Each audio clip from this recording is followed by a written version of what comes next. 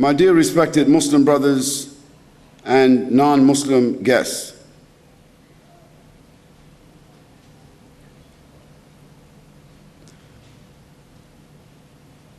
I'm very grateful to be here tonight, and I'm feeling very honored to have this opportunity to address you on this critical topic. And I want to make sure that you understand that this is not really a lecture.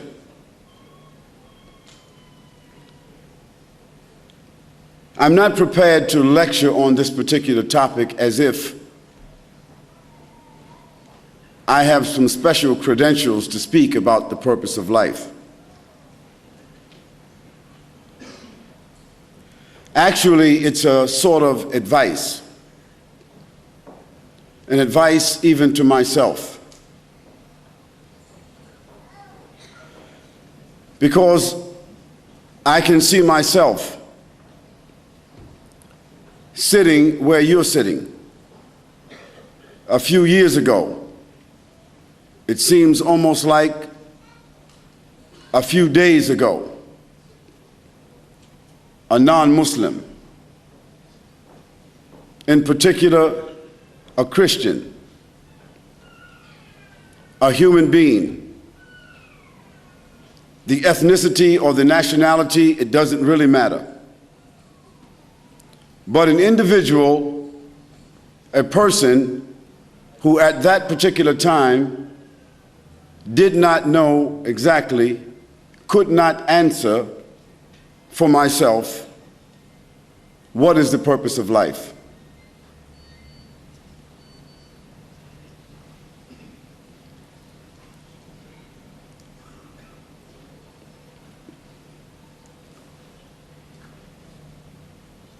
Now, I realize that in order for me to deliver this information to you, it will take some of your precious, critical time. And no one has even a minute of life to waste.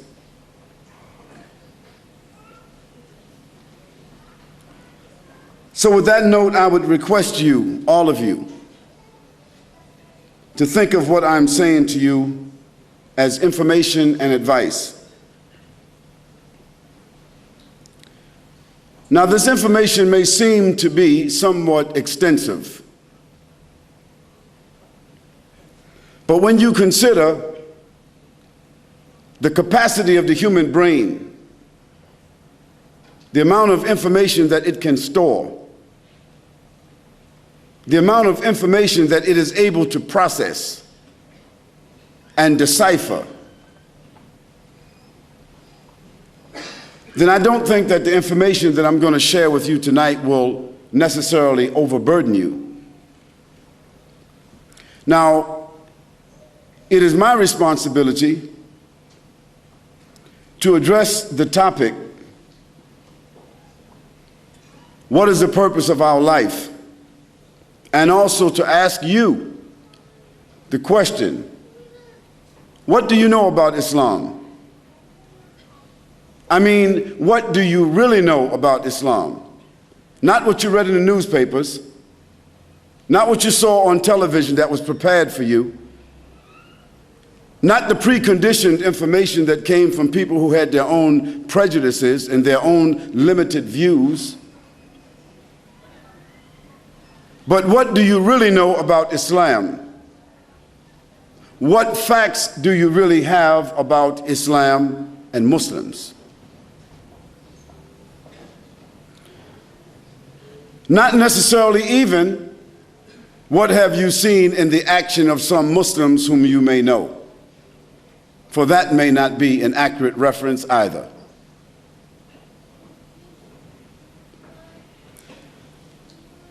As I mentioned, I am extremely honored to have this opportunity to be here in Sydney, Australia, in the land down under, if that's what you call it.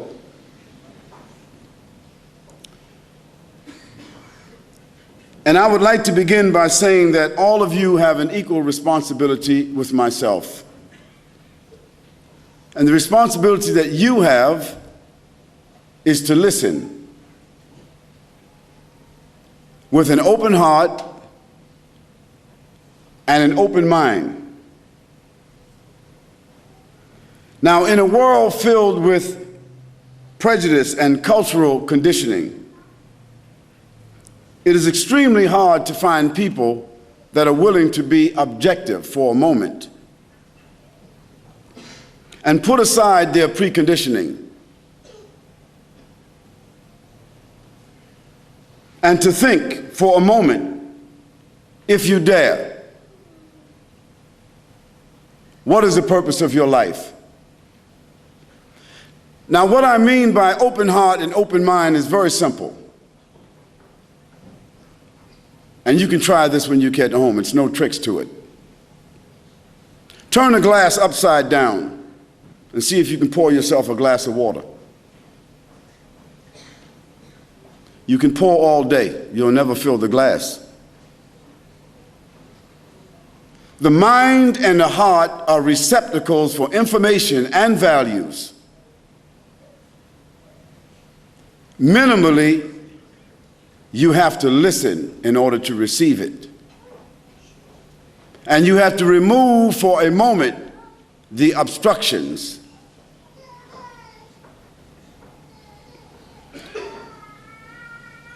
Unfortunately, when you ask most people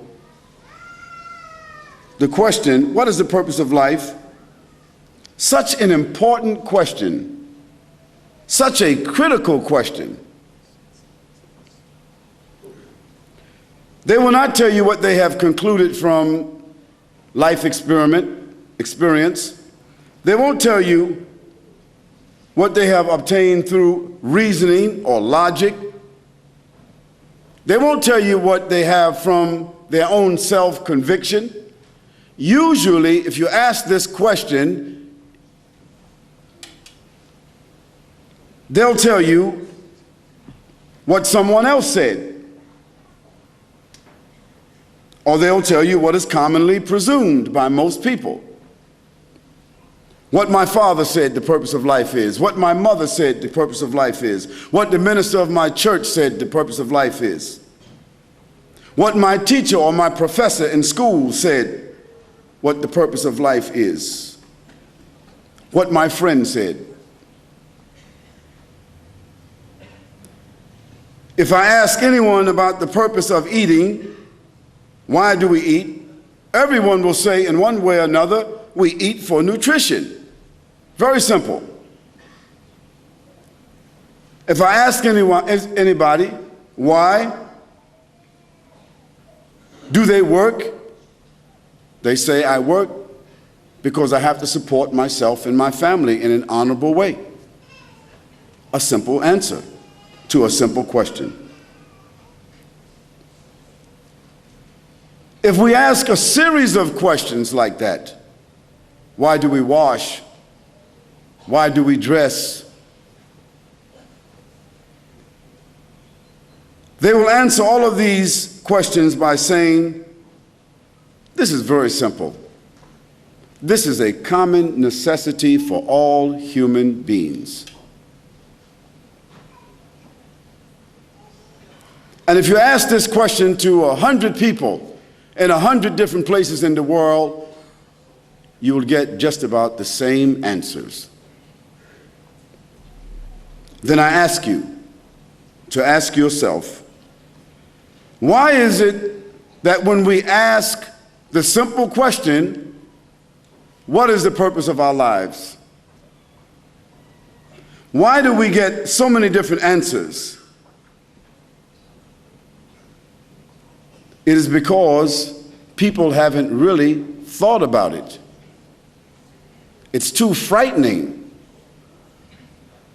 Not the question itself is frightening, but what's frightening is that if we answer it clearly, it may change our lives indelibly, and we are afraid of change. The human being innately is afraid and apprehensive of change. This is why it's so easy just to follow, to imitate, blindly, because then you don't have to feel like you're responsible. You can blame somebody else.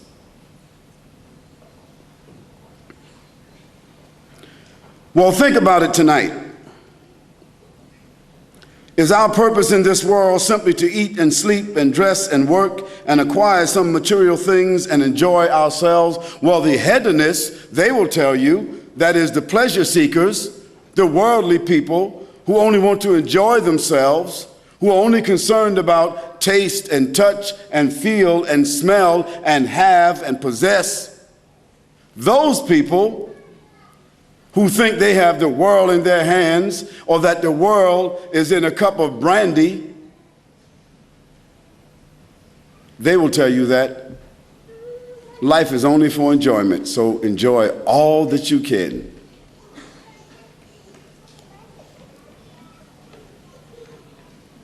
Is this our purpose? Why are we born? What is the object of our existence?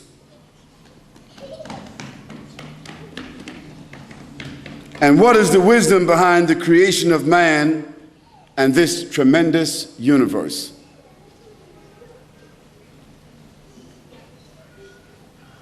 Think about that question. Think about it seriously. Now, some people will argue that there is simply no proof of any divine origin of this world. And there's no proof that there's a God. And there's no proof that this universe has come about through any divine purpose. There are those who argue that, and some of them, they occupy some of the higher places in academia, in government. Some of them occupy some of the elite positions in society and in our lives. Some of them are called central personalities, but they themselves are confused.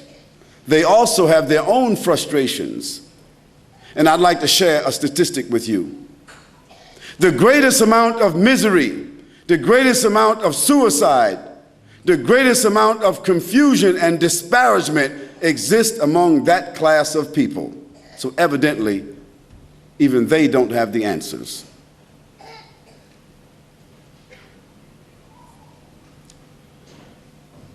Now, there are people who argue this way, and they say that perhaps this world came about by chance. That means random. That's what chance means, random. Like going to the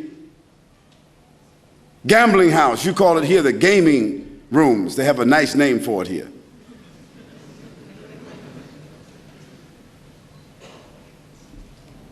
It's a place of immorality. It's a place where you put your life savings on the line. You're trying to get something for nothing. You put your hard-earned money. Sometimes the man doesn't tell his wife, or the wife doesn't tell her husband, and they lose their house and their lives, taking a chance, trying to earn something for nothing. And the government has set it up and supported it with your tax dollars. And you're so foolish that you think that after you gamble for 5 years and you've lost $50,000 or $60,000, that if you win $25,000, you get real happy.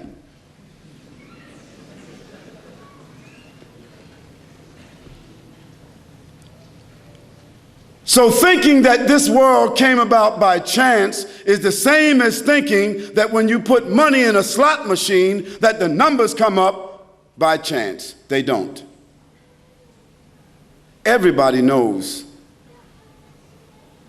that the casinos are rigged and only the house wins all the time.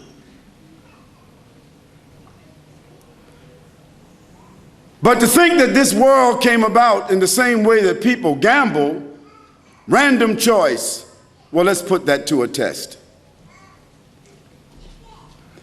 This is an example that you can do in your home with your children.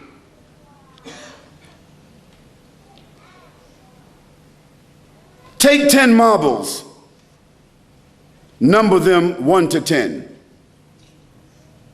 and put them inside of a bag and shake the bag. And then close your eyes without looking inside that bag. Pull out number 1. Pull out marble number 2. Pull out marble number 3 in that order. Just 10 marbles, that's all. 5, 10. What do you think the chances are pulling out those 10 marbles in that order without looking at them? Does anybody here that's a mathematic genius, knows about calculus, knows the random chance? Does anybody know the chance? 26 million to 1. That's only 10 marbles. That's called a micro example. Now let's go a little bit further out to a macro example. The earth that we are on is one planet among 9, or some people say 11, in our solar system, isn't it? And our sun that gives energy and light and gravity is the center of our solar system. And our sun is only one star, and it happens to be one of the smaller stars in our galaxy called the Milky Way. And the Milky Way is only one of the smaller galaxies in the nebula called the Andromeda. And the Andromeda has itself millions of galaxies like the one that our sun is a part of. And there are millions, or literally countless galaxies, clusters of galaxies like the Andromeda, that have been predicted by sending out sound and light. And they have sent out sound and light that has never returned. Now, all of this diverse order that we see in the heavens, that we are able to somewhat calculate and predict, that we call night and day, time, all of this is in order that allows us to calculate. Tell me, if you can't pull out 10 marbles in order, how did all of this come in order? Evidently, man didn't do it, because man is only a drop of water on the earth, significantly nothing. You can't even see him if you get a certain distance. He's forgotten about. So I say to you, certainly, this whole great world with all of its great orchestration could not have just come together. And even if we accept the Big Bang Theory, someone had to create that combustion. Because after the bang came about, everything came in order. So order does not come from disorder. You can't get out of your bed in the morning and don't make your bed and come back and your bed is made unless you got a maid. You can't demolish a house and come back and the house came back together unless you got a reconstruction crew. Order doesn't come from disorder. Order comes from an order. An order means a legislation. It means a science. It means a fact. It means a determination. And if man wasn't around when that Big Bang took place, he had nothing to do with that determination or anything after it. Here I would like to mention a few verses of the Quran that address this subject, because the Quran was revealed more than 1,400 years ago, a book of 6,626 verses that has been retained and memorized, preserved since the time that it was revealed more than 1,424 years ago. Memorized in the time of the Prophet, peace and blessing be upon him, who received it in his own life, memorized by his companions, and the same Quran is with us today. And among the people sitting here, I'm sure there are 5 or 10 people who have memorized the entire Quran. This is the phenomena. If Muhammad, peace and blessing be upon him, never left anything else as a proof of his miracle and his prophethood to the world, it would be the Quran.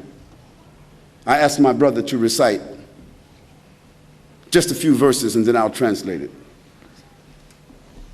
أعوذ بالله من الشيطان الرجيم بسم الله الرحمن الرحيم إن في خلق السماوات والأرض واختلاف الليل والنهار لآيات لأولي الألباب الذين يذكرون الله قياما وقعودا وعلى جنوبهم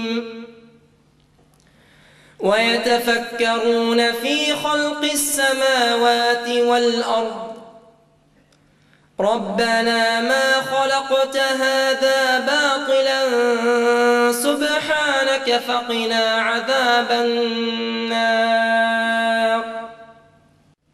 I will only translate 2 or 3 of those verses because this is enough to address this issue that I'm speaking to.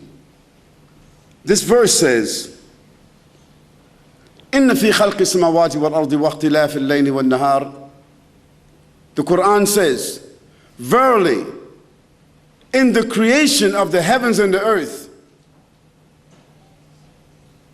and in the alternation of the night and the day, surely this itself is a sign for those who reflect. Those who reflect on the creation of the heavens and the earth, on their Creator, while they are standing, while they are sitting, while they are lying down on their sides, always they are reflecting on the signs of the heavens and the earth. They say, our Lord, our sustainer, not for any vain, foolish, random purpose have you created all of this, so save us from the chastisement of the fire.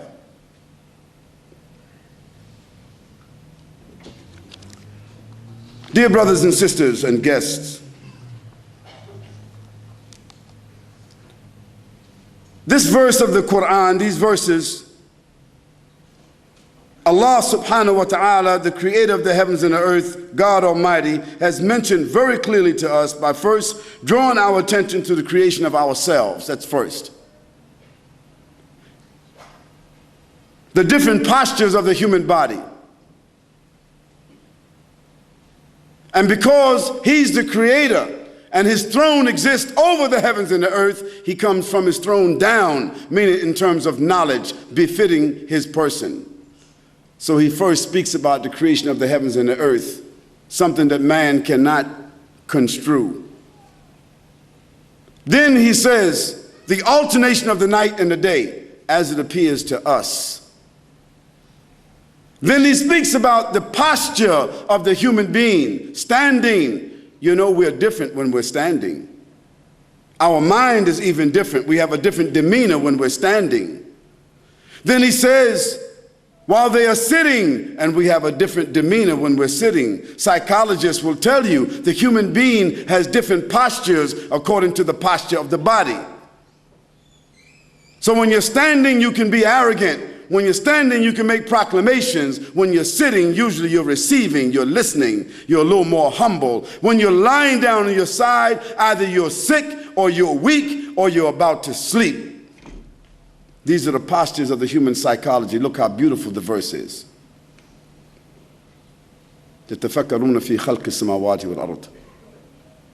The wise people who fear God, they are thinking of Him in all these postures, in all conditions. And they say, O God, surely, not for any vain or random or foolish purpose have you created all of this.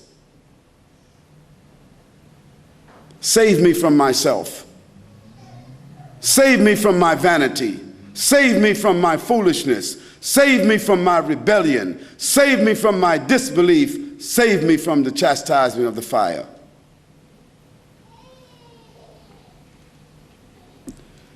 Dear brothers and sisters, certainly there's a creator, and certainly that creator deserves to be acknowledged, and certainly that creator deserves to be obeyed, and definitely that creator has no associates or comparisons.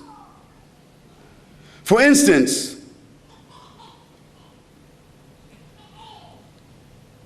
we have to ask ourselves a further question. When you see a bridge, a building, an automobile, you automatically consider the person or the company that designed it. You would never think, when you look at these new cars, this new technology, you would never think that it created itself or it just happened to be there. Let's take something a little more simple. If you were walking out in the outback, that's what you call it here, isn't it? If you were walking in the outback, we call it the desert in America,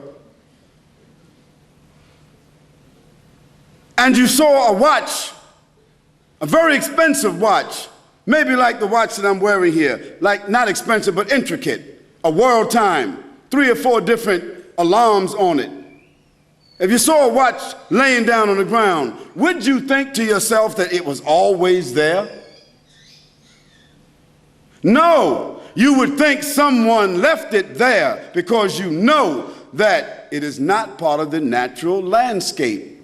It's not part of that environment. It has been designed by someone and lost by someone, wouldn't you? This is just a watch.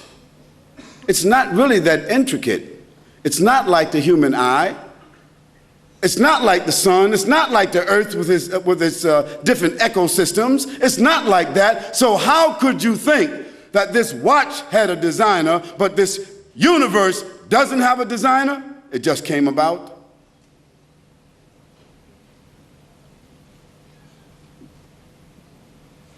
When you see a nuclear plant, an orbiting space station, and by the way, unfortunately, the orbiting space station that you can look up at the sky and see, it might be there and it might fall out of orbit any time. Because America and the Soviet Union, they don't have the money. They have the money to fight a war, but they don't have the money to support the space program any longer. So the $56 billion that has been spent on the space station, maybe it's over with. When you see a nuclear plant or an orbiting space station, a super international airport, you have to be thoroughly impressed with the engineering dynamics that are involved. Yet, these are just things that are manufactured by human beings. Then what about the human body? With its massive and intricate control systems. Think about it. Think about the brain, how it thinks, how it functions, how it analyzes, how it stores information, retrieves information, distinguishes light and categorizes information in a millionth of a second. And how it does that constantly. Think about the brain for a moment. Think about those mobile phones for a moment. I would ask you to be courteous enough to cut your mobile phone off. Your wife, if she's not here, she won't mind. Your husband, if he's not here, he won't mind. Your office, they won't mind. So just cut it off or put it on another mode. That's courtesy. Now we're talking about the brain that made the automobile, the rocket ships, the boats, and so on. Think about the brain and who made that. Think about the heart, how it pumps throughout the body, throughout the life of the person. The heart pumps continuously. I mean, it starts at the inception when the child is inside the womb. The heart is already pumping. And from that time until death, this heart is pumping without the will of the person whose chest it is in. The heart taking in and discharging blood throughout the body and maintaining that steady precision throughout the life of that person. Think about it. Think about the kidneys. What kind of function do they carry? The purifying instrument of the body that performs hundreds of chemical analyses simultaneously and controls the level of toxicity in the body.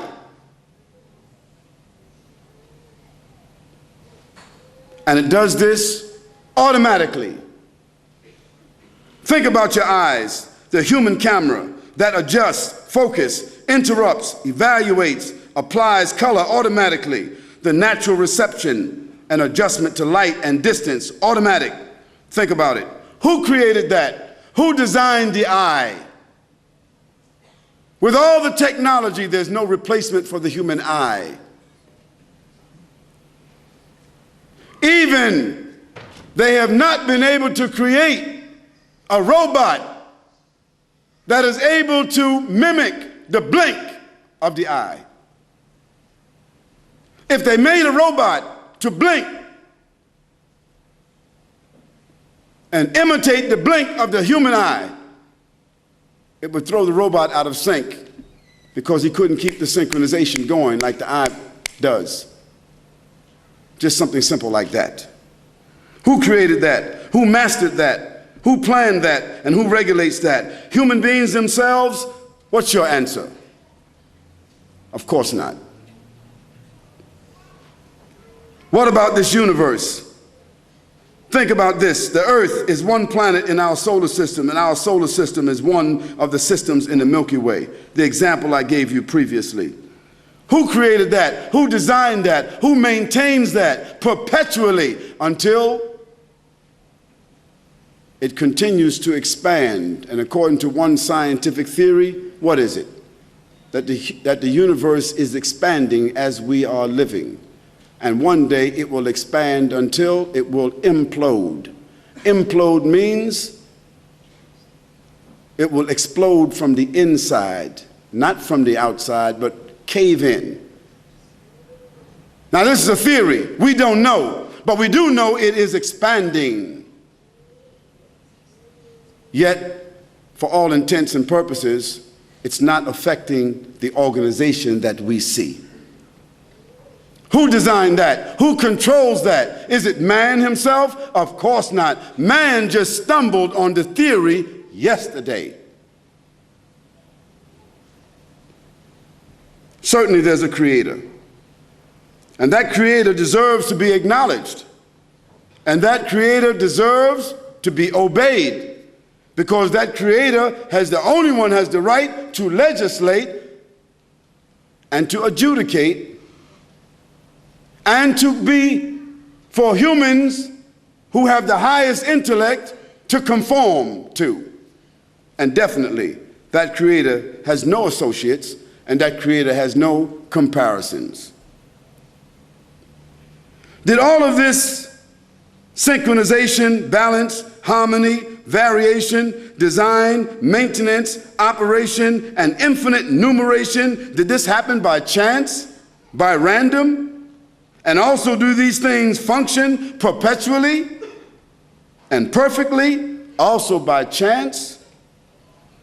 And do they keep on reproducing themselves and maintaining themselves also by chance? What do you think? Of course not.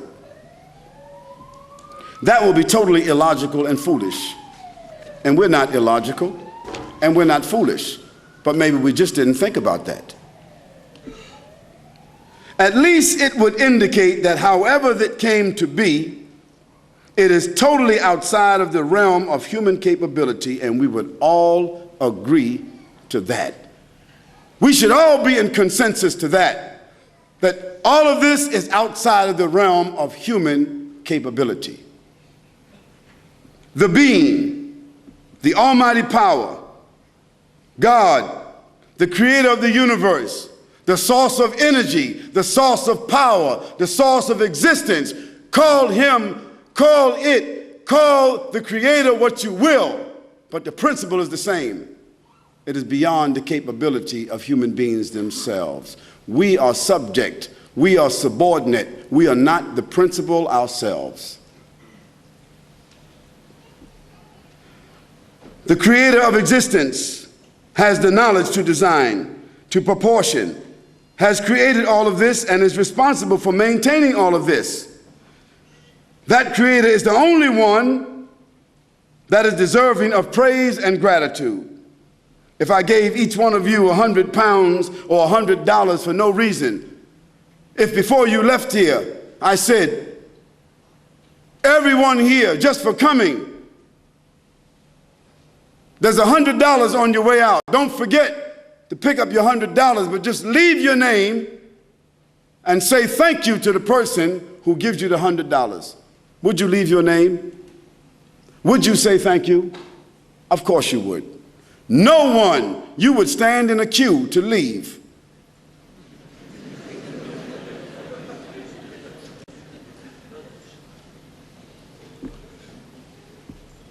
So I ask you, what about your eyes? What about your kidneys? What about your brain? What about your life? What about your breath? What about your children? What about the life, the opportunities, the resources that you have been given? Are you grateful for that? Or do you say, I earned all of that? Is the one that gave you life not worthy of praise and thanks? Is the one that gave you life not worthy of your worship and recognition? My sisters and my brothers and my guests, that in a nutshell is the purpose and the goal of this life. One, to recognize and acknowledge the Creator. Secondly, to conform to the laws of that Creator. And thirdly, to give praise and gratitude and worship to that Creator. That's the initial purpose of our lives. Just as the initial responsibility of a child as they're growing up is to respect their parents. But before they can respect their parents, don't they need to know them?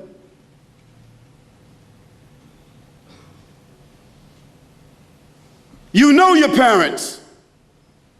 Therefore, you respect your parents because you know that you wouldn't be here if they were not your parents. Secondly, they nurtured you. They guided you. They helped you through school and all your problems.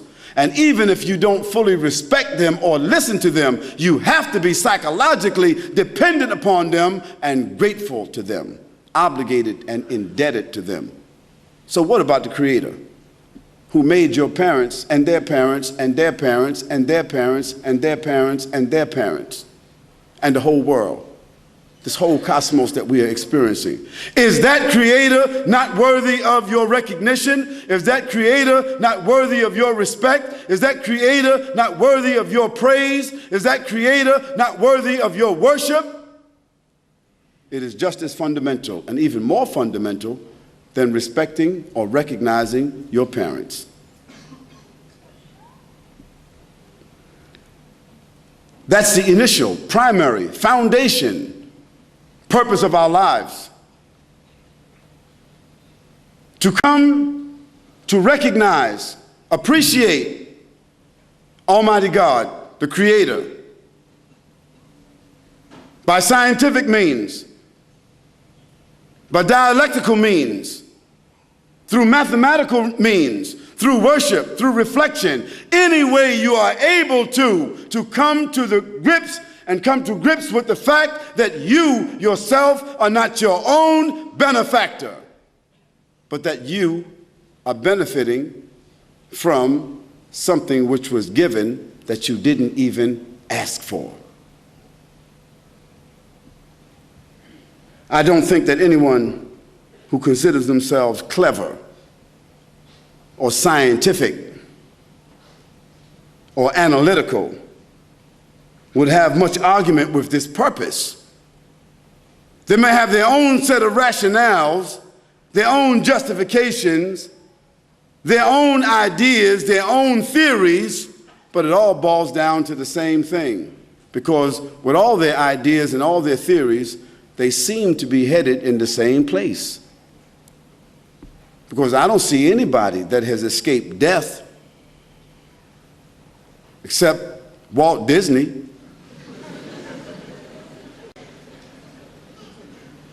At least they would have us to think that.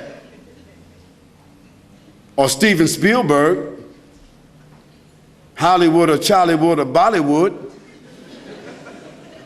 But the reality of life is that every day you wake up, you are closer to death. And that's what you need to think about. You're not closer to your objective. You're not closer to what you've been working for all your lives. You are closer to death, because that is the ultimate place that all of us are heading. From the womb to the tomb. That's it.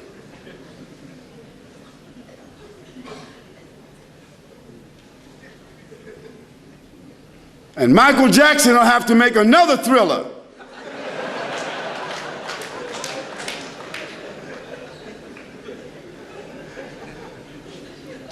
Brothers and sisters, this is something that you and I need to deal with seriously. We need to reconcile this issue. We need to resolve this issue. Don't let death sneak up on you because babies die. Adolescents die. Young, vibrant, intelligent, beautiful, well-endowed individuals die. Arrogant people die. Even executioners die.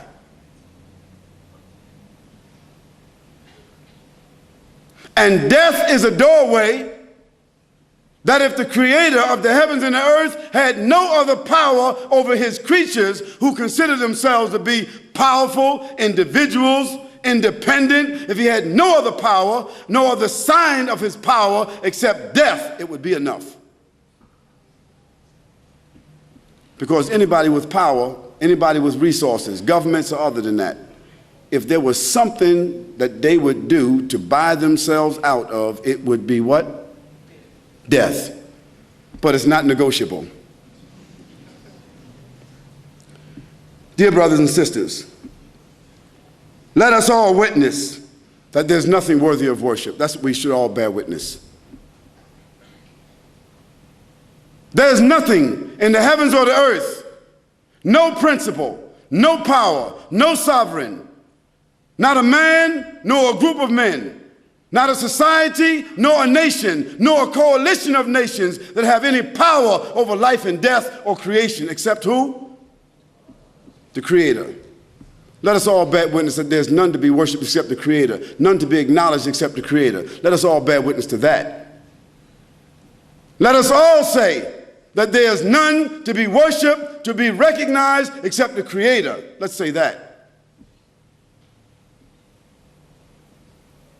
Is there a problem? Is there a stutter? Is there a hesitation? If there's someone who thinks that they are self-created, if there's someone who thinks that they're outside of this cycle I just spoke of, stand up, because you're the one that should be talking here. Because you're going to announce to us a theory that none of us know about. If not, we should all bear witness, or at least if I called your name and that was your name, you would come up here and say, if I said to you, somebody handed me an envelope and it said that someone by the name of David Matthews is the recipient of $2,000. We picked his name out of a hat and he's recipient of $2,000. Come on down.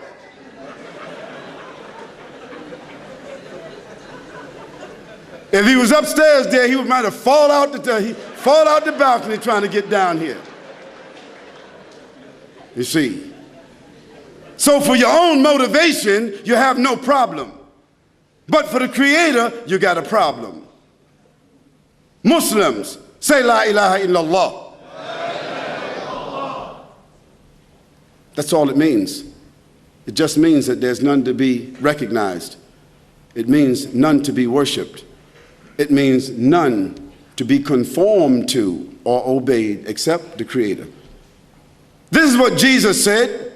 This is what Moses said. This is what Abraham said. This is what David said. This is what Solomon said. Peace and blessings be upon all of them. This is what Isaac said. This is what Ismail said. This is what John the Baptist said. This is what Jesus Christ said. That's what the Prophet Muhammad, peace and blessings be upon him, said. All the prophets, all those men that received revelation from God, they all said one thing. La ilaha illallah. A simple statement, they said.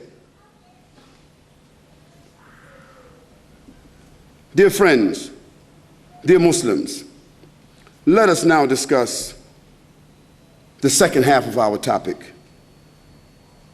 What do you know about Islam?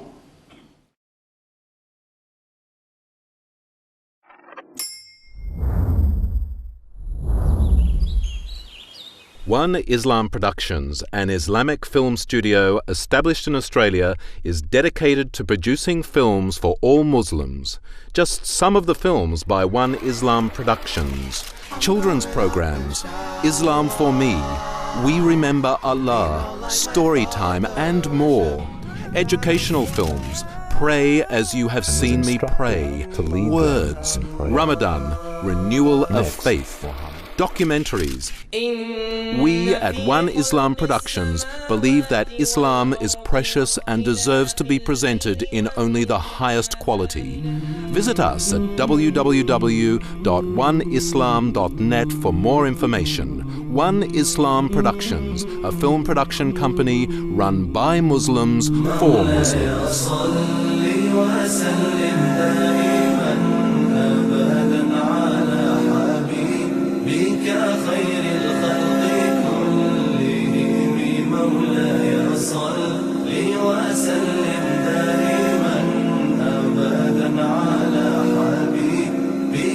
خير الخلق